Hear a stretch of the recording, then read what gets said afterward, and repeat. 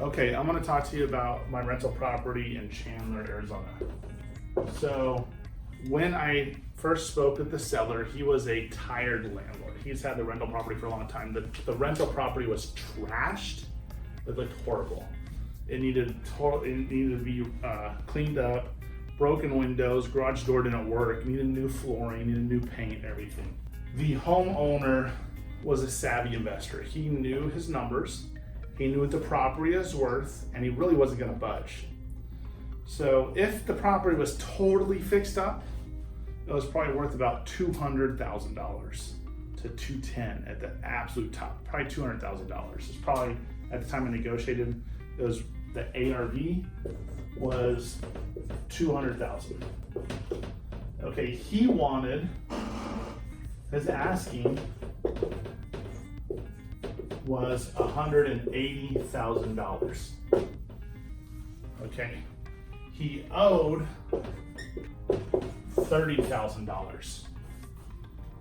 So I could have wrapped this existing loan and did a balance for all this. What I decided to do is just lay my cards out on the table and just go over all the opportunities. So I said, look, I can give you $180,000. What I can do is I'll give you the $180,000. Okay, I'm gonna give you $5,000 down payment. Okay, we're gonna amortize this loan over 30 years. So I'm gonna give you a monthly payment. And I think I had a second loan on this, by the way. I'll explain this in a second. With everything, it was around $1,000 a month was what my out-of-pocket expense was on a monthly payment. I forget the exact number on his. So what it was is a $5,000 down payment at 5% interest. Okay, but I had a balloon in 3 years. And what that means, a 3-year balloon means that I had 3 years to sell this house, refinance it, or get rid of it, like turn it back over to him. And he would be happy. So basically what ended up happening, he came to closing, okay, with about $25,000. I gave him $5,000, so he had to come up with $25,000 at the closing table. So he had that money in the bank, he brought that in.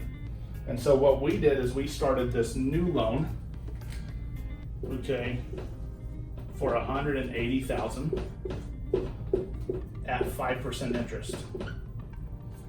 And that was to the homeowner, to the owner. I had an investor give me a loan for $20,000 for a second mortgage.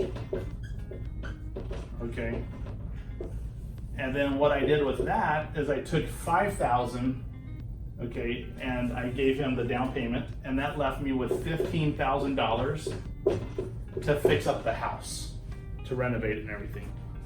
Okay, so now, just a couple of years later, the house is being sold, and the contract price that I have right now, the contract price with a seller, I'm giving the credit to the buyer, basically puts me around $249,000. Okay, and after closing costs and everything like that, you know, I should probably be able to, it'll probably land around $247,000. So remember, I'm into it for about $200,000 right now.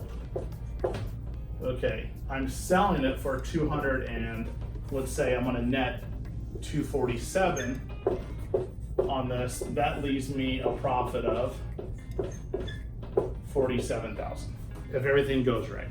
So I'm still in the middle of closing this, but in less than 3 years, $47,000. Does that sound good? Cool, awesome. And that's a seller carryback. So that was a creative way to figure out what the seller wanted, giving that to him, figuring a way to get some extra money so I can do it. And by the way, this is what we call, this is what's beautiful. That sign right there is called infinity, right? That's called an infinite return. I had zero of my own dollars into this deal. So the return on that is infinite. So hope that helps. Thanks.